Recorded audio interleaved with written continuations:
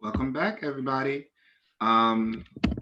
We might have to do a very quick check-in with Tebogo and Roz, because apparently folks were trying to get in and I missed some folks, and I really apologize for that. So Roz, we're just,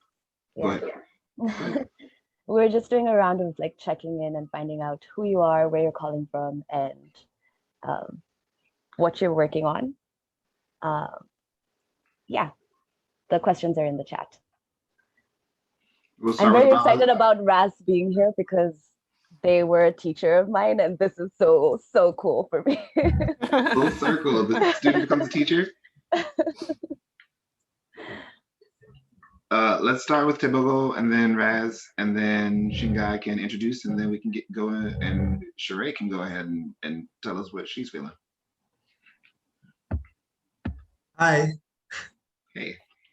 Hey, I'm so happy to be here. Sorry, I missed the first session. I was trying to get in, but yeah, but anyway, my name's Tebogo Mantada. I am coming to you from Johannesburg, South Africa. I am a architect and writer. Yeah, and I'm not sure what the other question was. Have I missed? How are you feeling right now?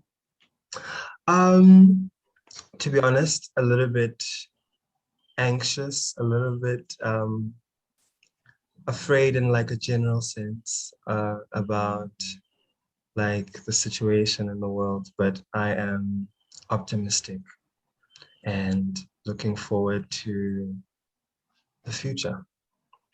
Thank you. Welcome to Boho. Thank you. All right. Hi, everybody. Good morning. My name is Ras Mengesha. I used to be Shingai's teacher. And now, see life. I'm currently in Cajicá, which is a small town outside of Bogota in Colombia. I came here about 4 years ago, actually. I came to write. I needed a break from the hectic life in Nairobi. I'm from Nairobi, I'm Kenyan. And I came here to write, and in 4 years, I only wrote one story, and life happened. But I've been teaching, which is also, it's a lot. And so most of my writing now is for my students, mentor texts, and let's write this together and all that. So that's where all my energy has gone. So right now I'm trying to just not really get back into writing, but write something that I'd be proud of. How am I feeling? I'm feeling anxious. I don't know why. I also think as I was waiting to get into the sessions, I scrolled through Twitter, and that's always a bad idea because, the world. But I'm also excited and honored to be in a space where I can learn and just listen and share with other people who I hope are, imagining freedom and ways of being that are possible for all of us. So nice to meet all of you. Thank you so much. Welcome, both of you. I see we have new people? Yeah, we have a couple of new people, Aisha and Ernestine. Oh, so I'm next, right? Mm-hmm. Yeah, so hello, I'm Aisha Muhammad, and Philadelphia, that's where I grew up, in America. And yeah, and I graduated from Howard last spring without a graduation, which was pretty upsetting.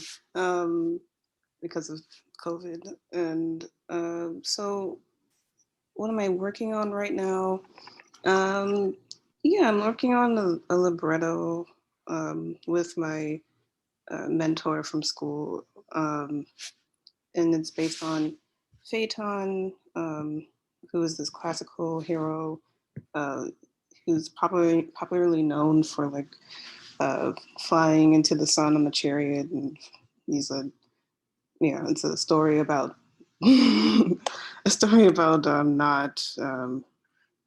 not driving when you're too young, or this was what it's been popularly shared to be, but I'm mostly focusing on the fact that they cover that Phaeton is actually Ethiopian.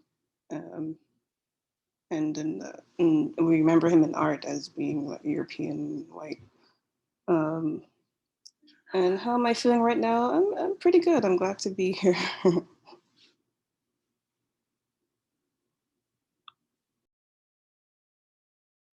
Great. Ernestine?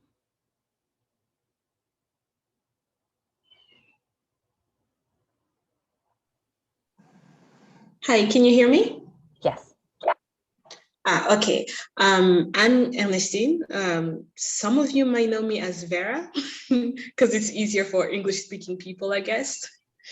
I'm from Burundi. I was here last year for this workshop, so I'm very excited to be back here. At the moment, I'm working on a couple of books. One that's on the third draft, which fun, and the other one is high fantasy book that I'm using bridging culture, which is very hard to do when you can't find anything online. But at least I'm flying back soon, so I'll maybe be able to get more inspiration. So yeah, that's what I've been up to. Very excited to be here. Welcome back. We're excited to have you. Okay, so I think we'll go straight into our next situation that's happening right now, which I'm very excited for. We have with us C.L. Clark. Thank you. Okay, yeah, super excited to have C.L. Clark here.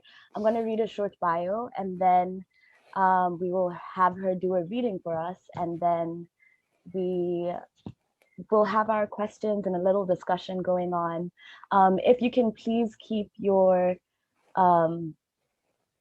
yourself on mute during the reading, just so that we can give her space and time as she deserves. So C.L. Clark is the author of The Unbroken, the first book in the Magic of the Lost trilogy. She graduated from Indiana University's Creative Writing MFA and was a 2012 Lambda Literary Fellow. She's been a personal trainer, an English teacher, and an editor, and is some combination thereof as she travels the world. When she's not writing or working, she's learning languages, doing P90 something, or reading about war and post-colonial history. Her work has appeared or is forthcoming in Fire, PodCastle, Uncanny, and Beneath Ceaseless Skies. C.L. Clark is also my predecessor as the co-editor for PodCastle, which is a really great fantasy magazine, and I'm so honored to be following in her footsteps in this space. Why don't we do a little check-in for you? Okay. With the same questions that everyone else has answered. Yeah. All right, same questions. My name is C.L. Clark. You guys can call me Cherae. I am in London. One half of the sky is very sunny here, and the other half is traditionally very cloudy, very dark, overcast, as we all expect. And I am working on book 2 in the Magic of the Lost trilogy. And it is very exciting, but also very stressful, which I guess goes into a bit of how I'm feeling right now. I'm feeling the pressure of that September 1st deadline that my editor and I agreed upon. So, yeah.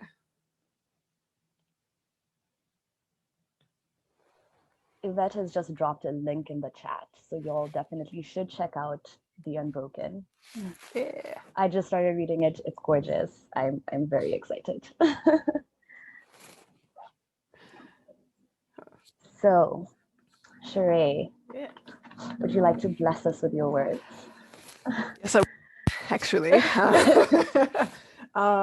Since we are, I saw somebody say, drop in a little "Be the Rain" down there. Thank you. Whoa, sorry. I accidentally pressed an iTunes button instead of my correct link. You guys were almost blessed, not with my words, but with a little bit of Portrait of a Lady on Fire. Sorry about that. So what I'll give you guys a quick rundown. So The Unbroken is about Cherae, who is a colonial conscript for the Balladeran Empire, and about Luca, who is the princess to that empire, and essentially how they negotiate their loyalty, their duty to each other, to their countries, to the people they care about, all in this this rebellion in this colony, which happens to be Cherae's original homeland that she was taken from as a child. And we are going to drop into chapter 4 because it's relatively light on spoilers. And if you haven't read it yet, you can get the first 3 chapters for free on the Orbit website. I can even pop in a link in the chat a little bit later. So to catch you up to this point, Cherae, the conscript, has arrived in this colony that was her homeland, and she was invited to a very fancy dinner because she stopped an assassination attempt by the rebels on the princess. So she gets to rub elbows with some of these high colonial powers, the governor, the general, and she learns that her mother is alive. I think that's all you got to know for this so far. So alive. Her mother was alive.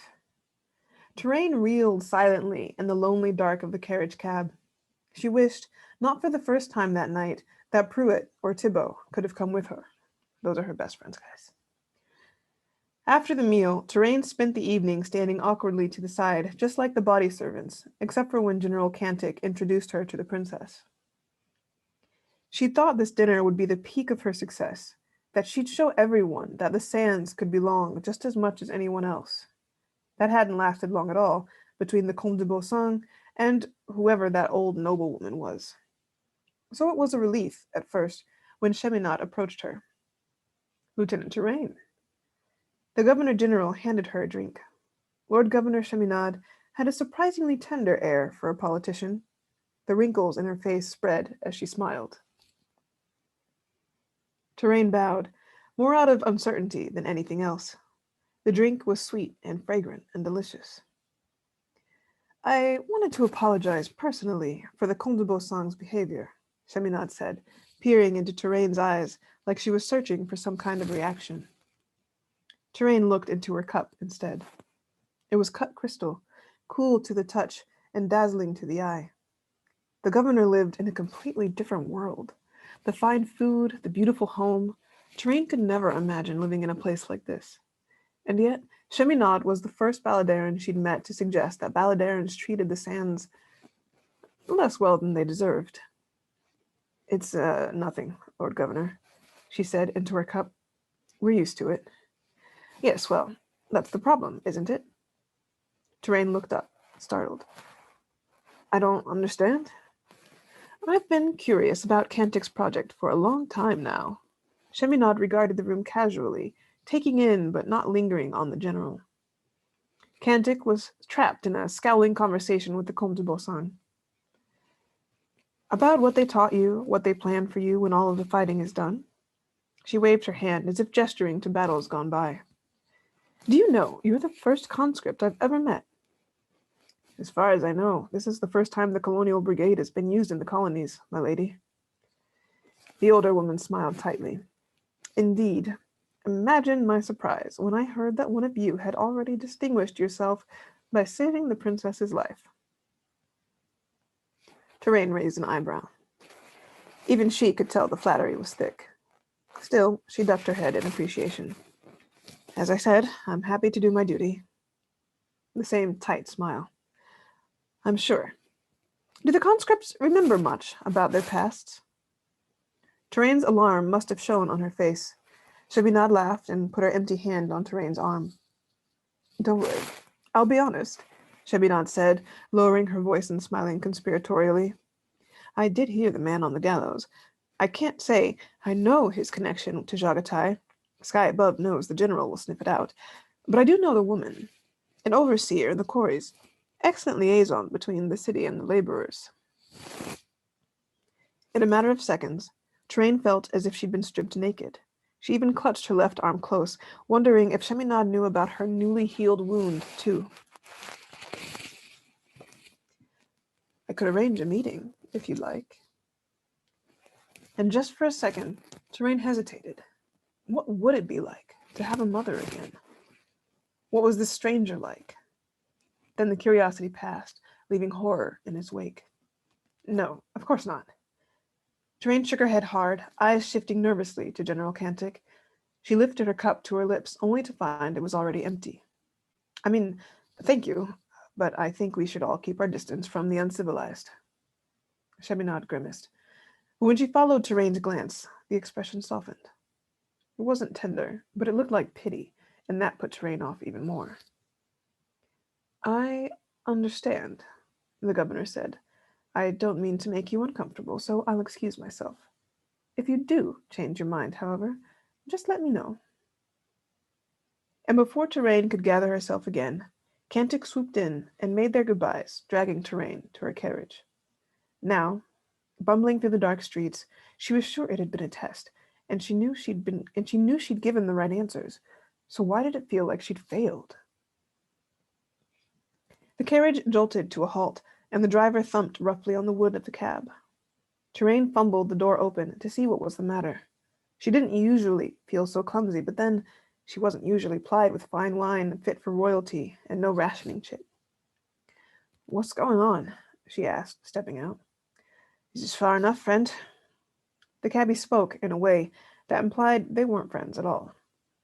He looked down at her from his perch while the horse stamped impatiently. Cherae blinked stupidly at him. The general said you're to take me to the guardhouse. Not the general that paid me. He shrugged, then spat, and flicked the reins.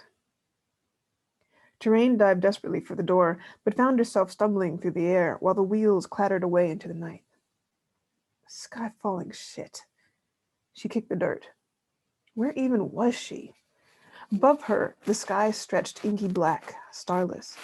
She turned down one of the wheel-spoke roads to take her deeper into the city, away from the clean, wide boulevards of the New Medina, occasionally taking other turns and noting landmarks.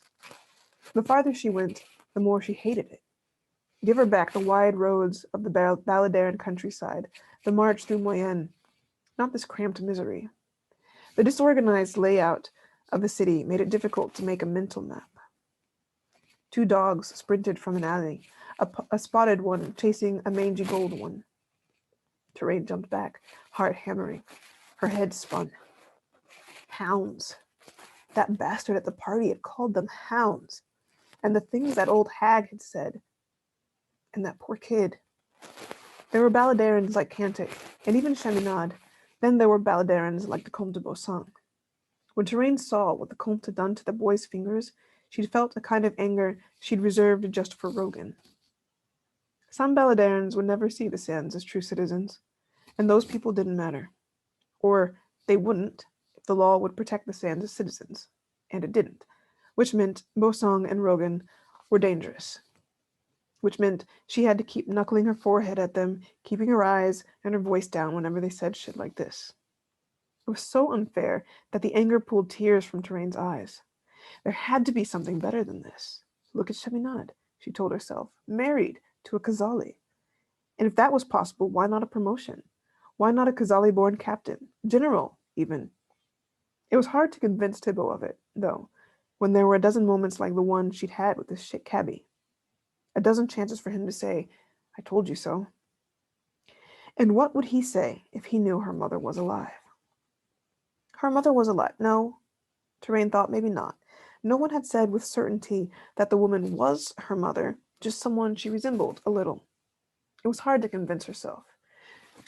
The old man knew her name, the name of that woman's daughter. And that woman was alive. Alive. Sheminad was kind, sure. But she was Balladeran. She didn't understand the lines a sand had to dance between. Even if Cherae wanted to meet Jagatai, it would be impossible to open the doors to her past and to keep her vision of a golden future in Balladere's army. And that was what she's always wanted. Cut off the most undesirable traits. Was family an undesirable trait? Cherae's head was thick and woolly.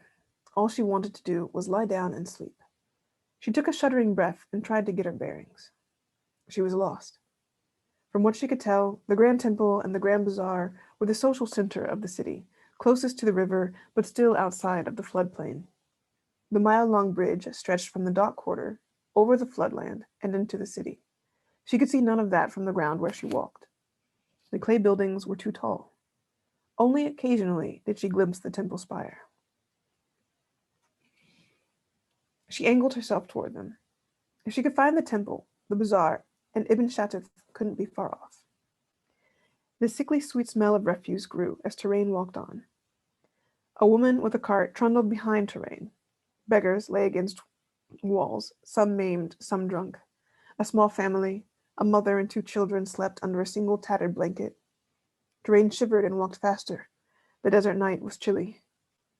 Those children should have been in a charity school. Balladare made provisions for children. What kind of mother would keep her children from those benefits? Dizzying anxiety seized in Cherae's chest, competing with the fog in her mind. She stepped into a narrow lane to lean against a wall, just to have something at her back until this all passed, just to stop spinning. She hunkered down on her heels, pressed her palms into her eyes, and tried to pull herself into the moment with the techniques her instructors had taught her. What could she see? Dirt, yellow-brown like everything else here. Her boots, worn, polished leather, well-trusted. The clay wall of the building opposite her, just 2 paces away. Another cart woman, dark-skinned with braids, out on the street, pushing whatever remained of the day's wares. But Cherae's vision blurred, and her eyes crossed. She could hear the wheels squeaking away. They sounded familiar. That the sound of cartwheels in the city were a constant. The night sounds of a city so loud but so easily lost to the background, like the buzz of insects. She never lived in a city. Then the buzz faded, as if her ears had been stuffed with wax. Then her blurry vision went dark. Quick water break. Sorry.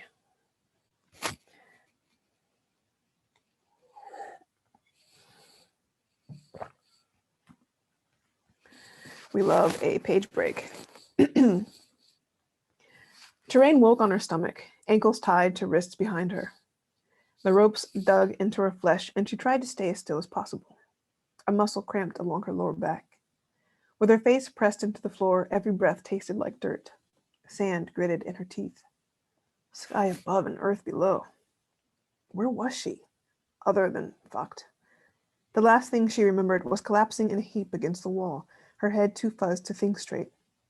She hadn't been that drunk. She rocked, trying to tilt onto her side, but the ropes that bound her were held up by something else. All she got for the effort was a wrenched shoulder. How are we feeling? A young woman's voice, speaking accented Balladeran. Cherae tried not to give away her surprise, but her heart beat faster. Good, she grunted in Shaolin. It was one of the handful of words she remembered from Thibault. The stranger laughed, harsh and barking. Didn't hear that, she said. Then she repeated the word, smoothing out Cherae's rough pronunciation. Her boot pulled back in slow motion, and Cherae braced herself. When she kicked Cherae in the stomach, Cherae groaned through her teeth, curled in on herself by reflex, only to strain her shoulders in their sockets. All right, Balladeron dog. The woman crouched in front of Cherae. She wore dark trousers tucked into heavy boots and one of those Kazali vests with a hood up, and the dark veil pulled over her nose and mouth.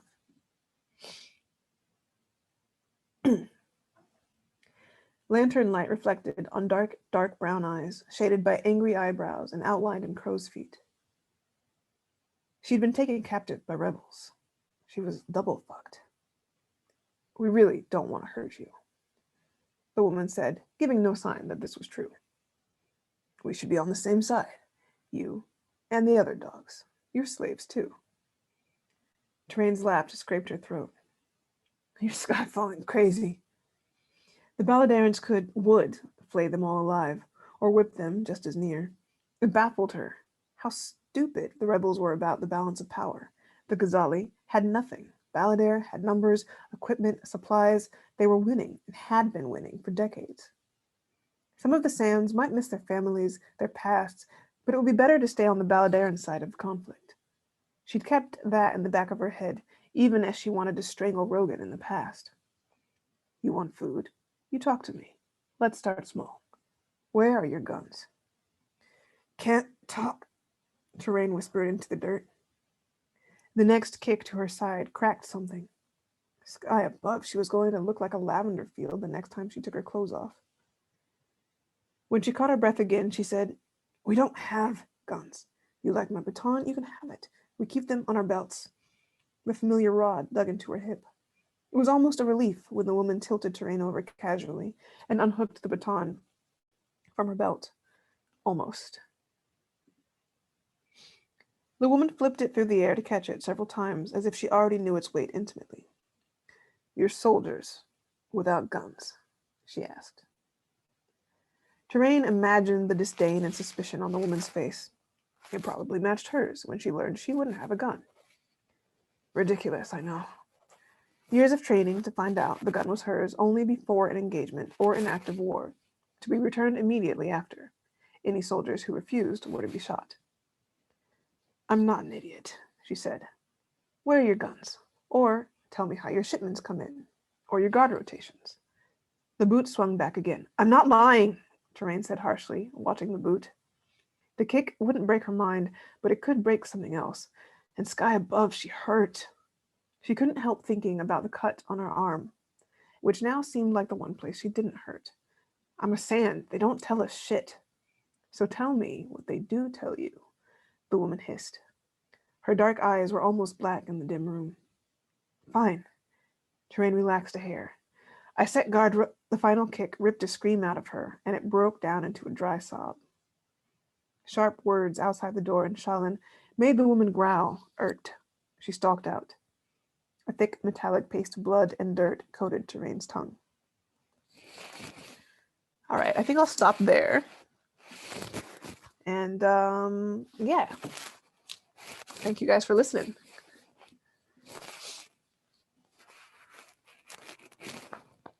That was amazing. I don't know about y'all, but like, I'm invested. I want to know what happens to Cherae.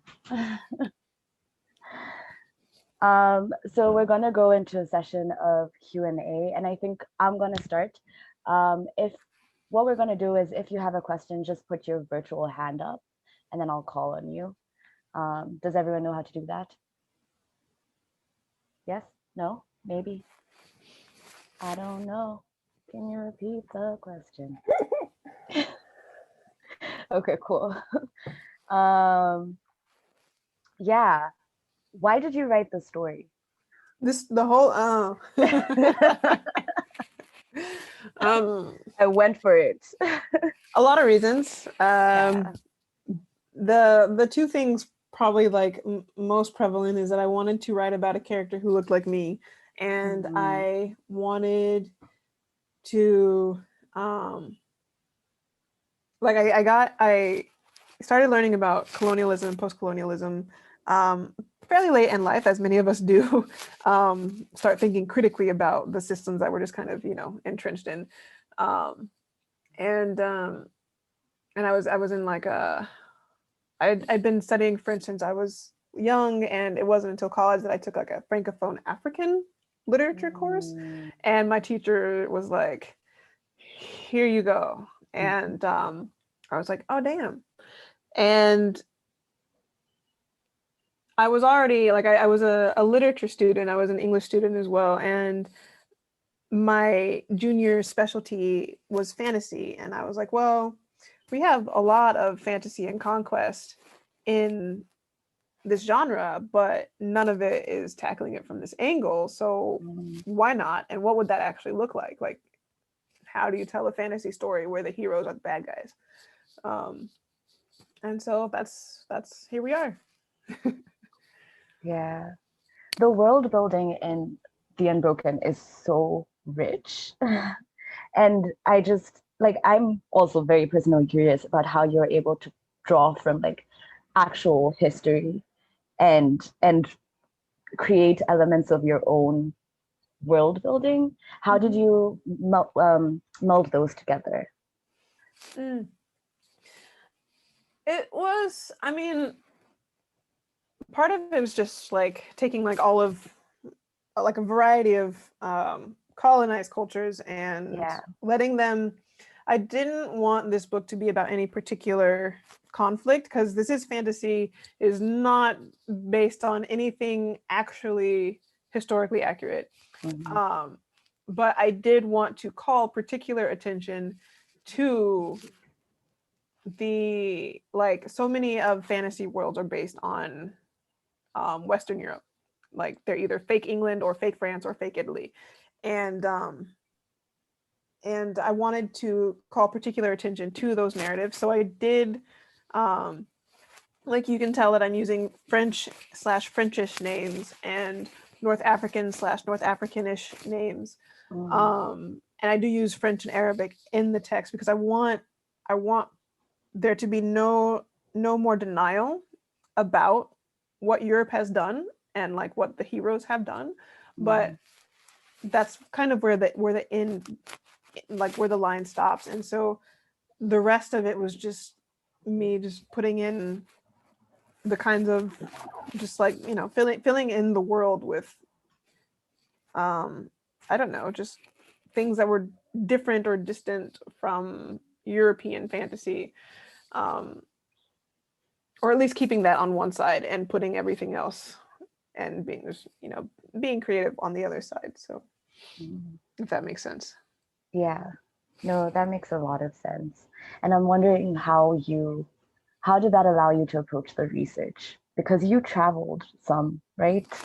Did you actually go to the North African countries, to France, was this the intention? It was a bit of both. I did because there were things that I guess I should correct myself. I did want not just the language to feel like challenging the we only love art French perspective. I think France in particular, kind of like Canada, they get away with being like the good guy among other bad guys. And I mean, I'm sure some French people are lovely and Canadian people are lovely. This is not about that, but about the institutions themselves. And so France gets to get away with being like the center of art and beauty. And I'm like, well, where does that beauty come from? Like, so I did want that to be part of it. And so similarly, there were things so I studied Arabic in Morocco for a while. And then I went to Paris to look at not only like art and architecture, but also there is a really great library there that's like, it's a center for Middle Eastern studies in Paris. And so they have a lot of copies of primary texts about the French colonial era and stuff. And so that was really good. To have some time to just read a bit there. And then I also went to other places. Like I spent some time in Vietnam. And so seeing the Franco-colonial land abutted with like American colonial influence, and then how Vietnamese people have dealt with what remains. Like there's like a big French cathedral like in the middle of the city, which is like, you know, like it's very prevalent even now. And in India as well, like the British influence in places. And I'm trying to think. I think those are my big colonial research locations. But yeah, That's really cool. I'm also wondering about the journey from the page to like writing the words on the page to actually getting it published. You're making a face. it was long. It was long. Yeah. I'm sure. What was your favorite thing about the process and the most challenging thing about the process? The favorite thing was getting it right. Ooh. When like little moments happen and I was like, oh, that's it. That's what's been missing. For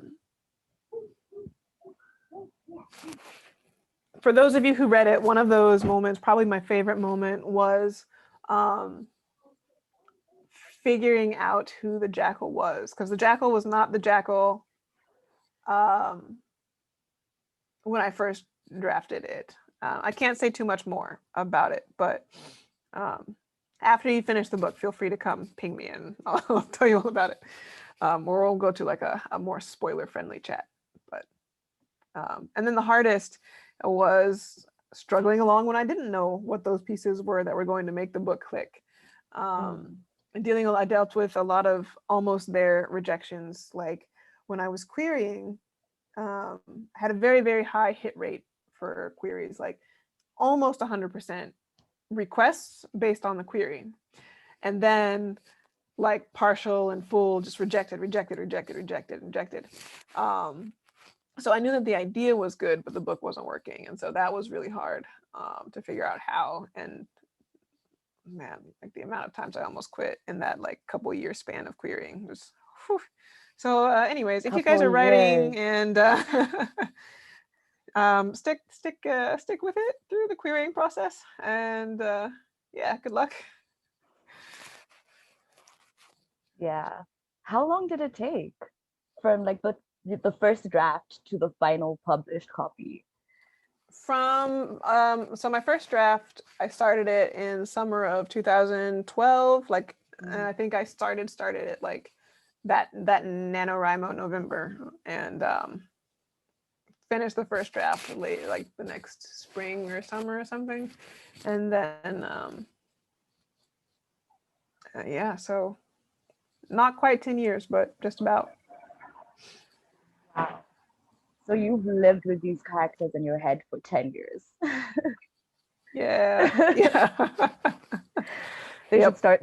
It's good they're paying rent now, because they could be paying more rent. I'm gonna be real honest. That's so real. How are you feeling about the second book and the process? What have you learned from writing the first book that you want to incorporate into this next leg of the journey? I learned to outline. Yes. There are probably some writers who can pants a novel in a year. I'm not that person, and I knew that. But also within that like 10-year span, there were like 6 total rewrites, I think. I think I got my agent with draft 5, rewrote it again with her, because the editor who we knew wanted it said she wanted it longer. And so it was like 5.5 complete full rewrites. And then I sent it to the editor and we like signed, and then she said she wanted it even longer. So we went from like 100,000 manuscript to a 150,000 word manuscript by the end. And so I knew that I wanted to get it as good as possible this time around, but I wouldn't have as many times to mess up and figure out what was wrong. So by writing an outline, I feel like I could fail faster, and fail faster and fail better, so that I could get to the good parts. And I actually struggled a lot this year after I sent my first draft, very messy draft, to my editor. But we talked it out a little bit about a month ago, and I'm feeling really good about where it's going now. And we'll see. I mean, I'm having fun. I don't know. I hope everybody else will have fun, but yeah. Yeah. I really love what you said about fail faster and fail better.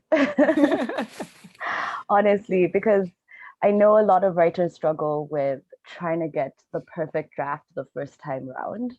And we put all this pressure on ourselves, and it means you end up just not writing anything because of all the anxiety that you've piled up about it. So yeah, the lesson to expect to fail. Yes, do definitely expect that. Oh, I sorry, I have a little pinged hand popped up on my little screen. Oh yeah. A little yellow hand. Yeah, it's me. Oh, perfect. Hi. Hi, hello. I appreciate your work, CL Clark. I see your work. I read it. I mean, it was a wonderful.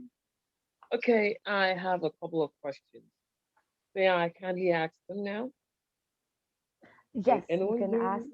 Could you Oh, I didn't know. to like 2 questions if possible? Oh yeah, just one or two. Cool. What really gave you the audacity, like chutzpah, to get this novel started? What fueled your creativity? I understand that we are all pastors, whether we plot, whether we write, we're all pastors because the story, demands that we write from our minds. And trying to get thoughts, on the page can be really daunting. So what really gave you that audacity, Clark? That's the first question. Can I ask the first question? Yeah, I wanted to, honestly.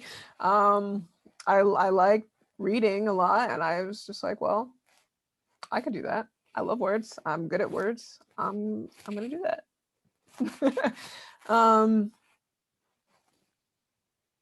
Yeah, I don't know. I guess I've been in a very bookish kid, and was always encouraged in that, which probably helped a lot. It wasn't like I wasn't fighting parents' expectations or anything. I mean, a little. They were like, you could get a job as well as, and I was like, this is my job.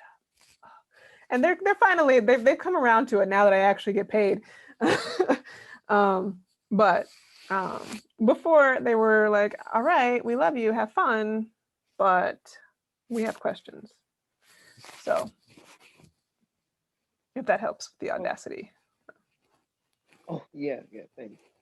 The second question is, what do you consider as the weak point in your first draft that In you my first can, draft. yeah, a weak point. Every first draft is a good story. You're telling yourself a story. It's a good story because you're telling yourself.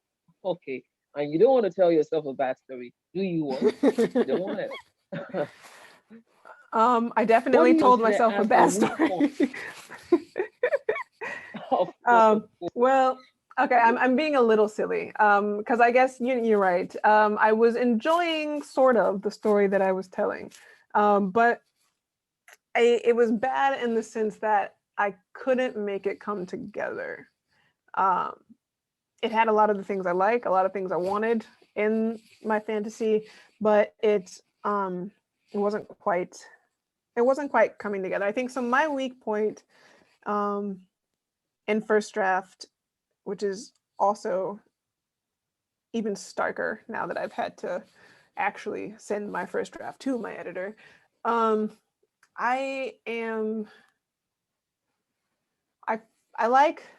feel good about my characters and how I, get them involved with each other, but that doesn't always translate well into actual plot cohesiveness. So I can have a series of cool scenes, like, okay, these two characters should have a sword fight, and these two characters should make out, and here's where we put the really deep, like, insightful identity interiority monologue. but then I don't have quite the stacking mechanisms in place yet. And then politics. I hate writing politics. And so here I am writing a military political trilogy. So I guess I'm learning quickly, but.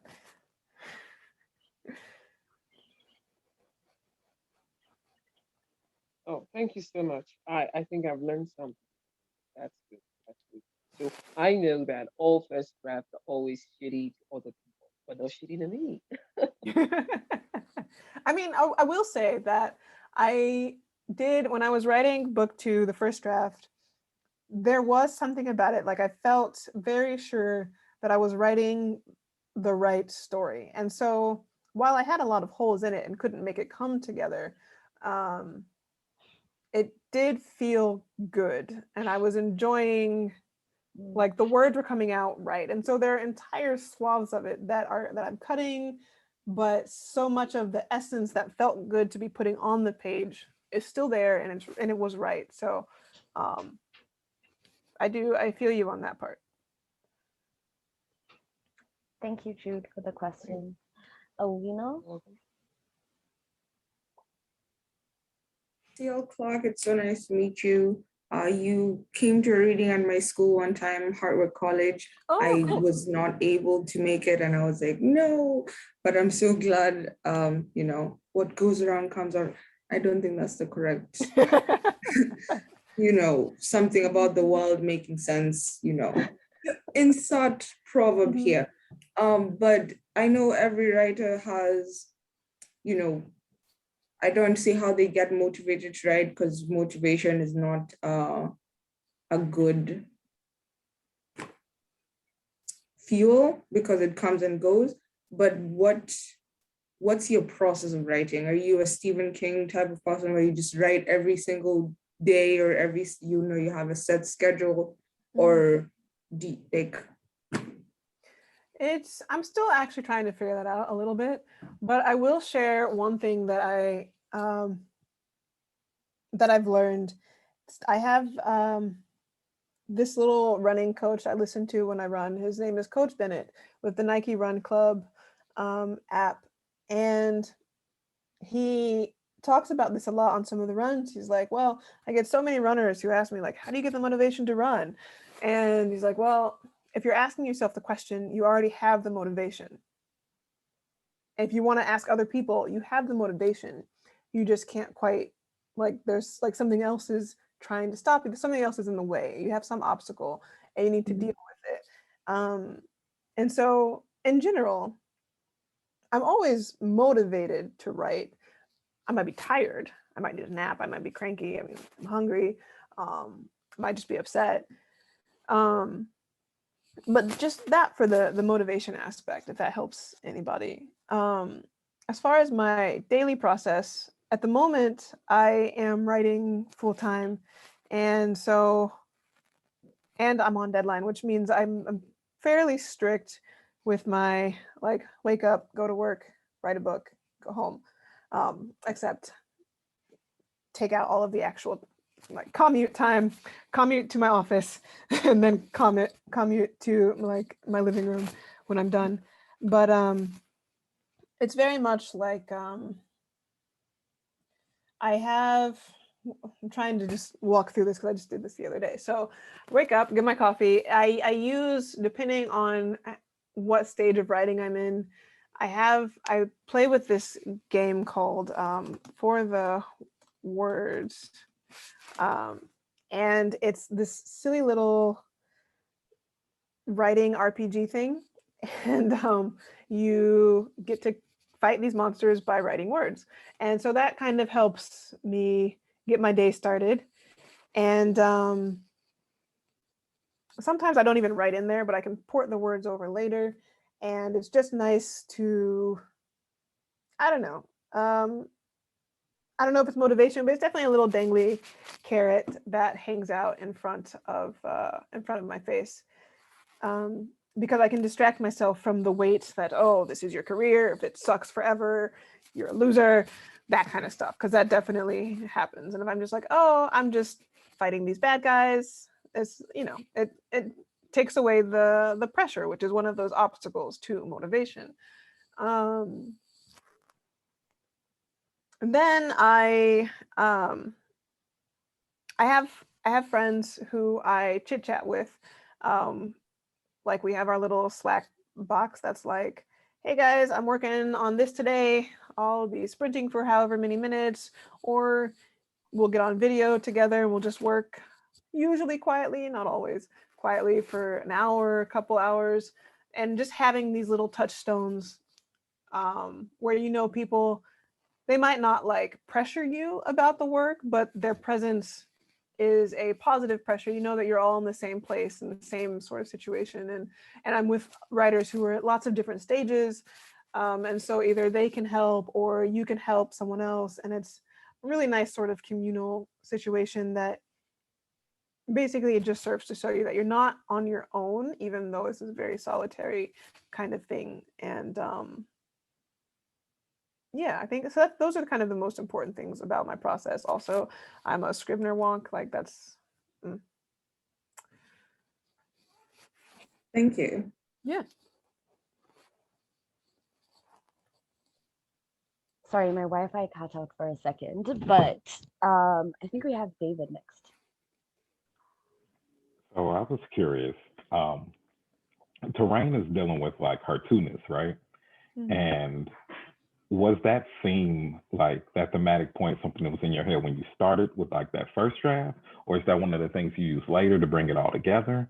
Like, were you conscious of that? Were you writing to that always in the back of your head with her wants and desires? Yeah. No, that was one of the like very central cores. I like when I first had the idea of the Unbroken, it was the scene, the hanging scene was the first scene that came to mind. Only it was, at the time, it was a firing squad instead. But it was that she was executing people and they were her people and she was on the wrong side. And I knew that that was going to be the central conflict. Because I mean, it was part of what we talked a little bit about in my classes. We talked so much about what, and it's not just my classes, but the people my friends, the people around me, we talked so much about living in a colonial society. You can be stratified even within your groups, like whoever has got the most proximity to whiteness, the most like education according to white people, that kind of thing. And so that was a very central, from the very beginning, kind of idea.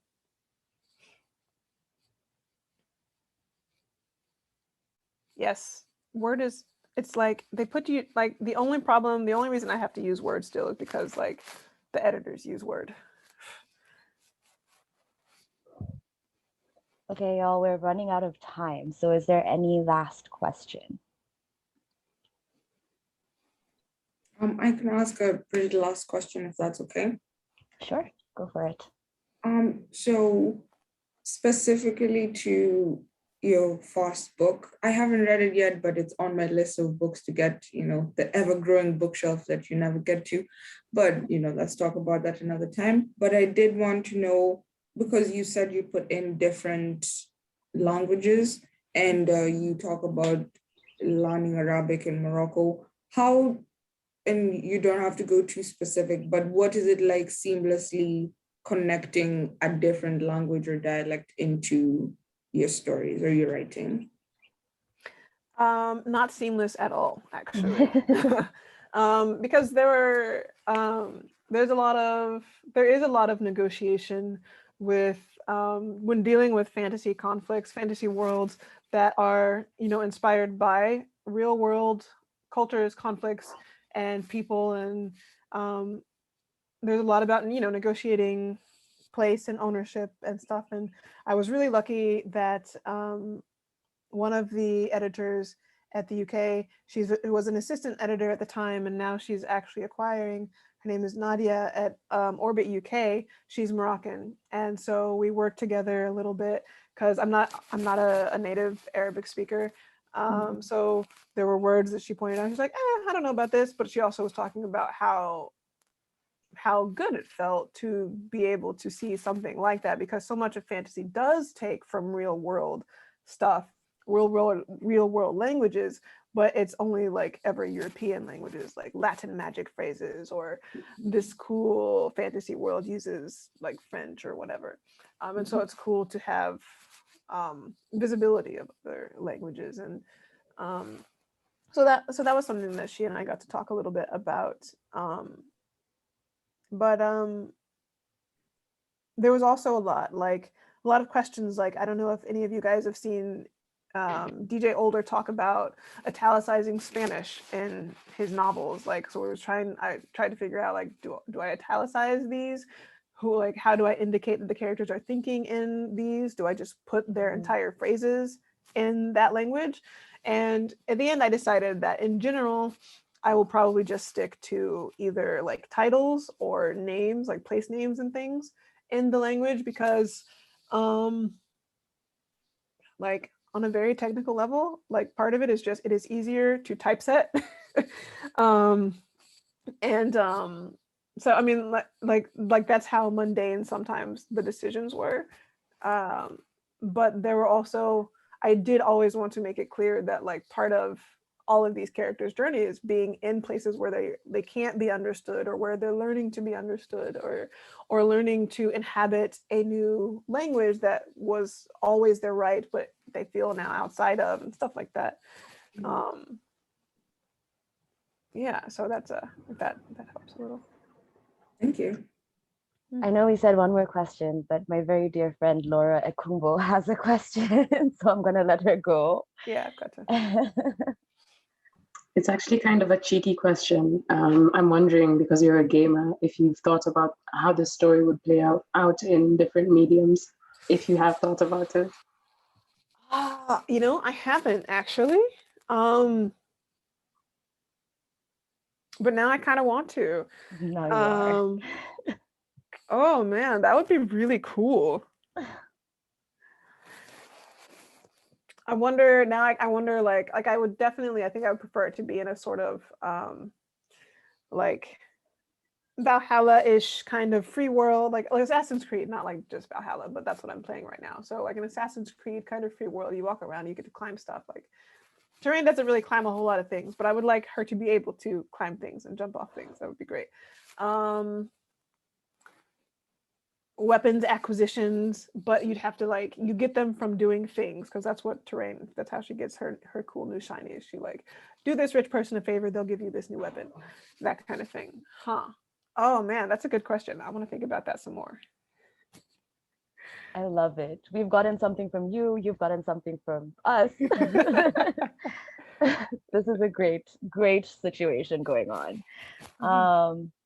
Thank you so much, C.L. Clark, for joining us today. This has been amazing. Thank you guys so much for having me. It was so much fun. Yes, I'm glad.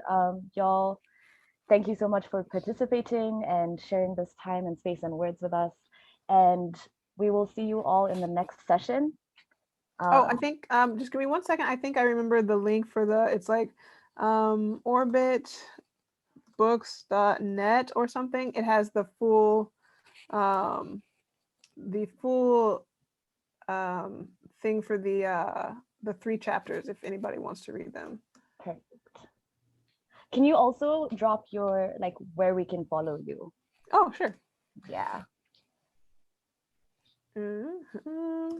Follow you, tip you, you have a yes. your Cash App or anything like that. You know, this is a free workshop, and we make it that way and intended to be that way so that people can access it. But we definitely believe in all kind of love offerings for people's time and their genius. So do not be shy about that. I have not thought about that, but I do have a PayPal. I can let me figure it out. Make sure I got the right one for you. Thank you for pointing that out. Even if you want to DM it to one of the mods, we can just present all the PayPals or copies or whatever's at the end, and then 2 days later, you're like, ooh, look. Okay, there we got it. I think that's it. Perfect. And so my website, it has links to my Twitter, my Instagram, as well as my newsletter. I'm not active on Twitter as much this precise month, but in general, that's probably the best place for you to find me. Wonderful. Thank you so much again. Honestly, this was better than we could have hoped for and expected. And we know it is an honor to have you in our space. Yeah. Really my pleasure. All right, take care. Oh, hey, yeah, like some little love from my Captain the Quartermaster story. Yeah. Come through. Can I take over, Shingai? Yeah, go for it. So again, because we're not having a happy hour like we did last year, we're just leaving spaces open for people to commune and discuss as things go on. So anyone who wants to dip, feel free to do so. We'll be back in an hour to start Yvette's workshop. Anyone who wants to stay and fellowship, do that as well. Obviously, Cherae, you're welcome to stay. You're welcome to go. You wrote what you want to do. True of everybody. So chill or bounce, whatever you want to do. It's all good. I'm gonna head out because I've got to go do some exciting work, human things like laundry, etc. But enjoy the rest of you guys' festival. Thank you so much, Cherae. Bye, Cherae. See ya. Yvette, did you just shout out laundry? Very important. I'm going to stop the recording now.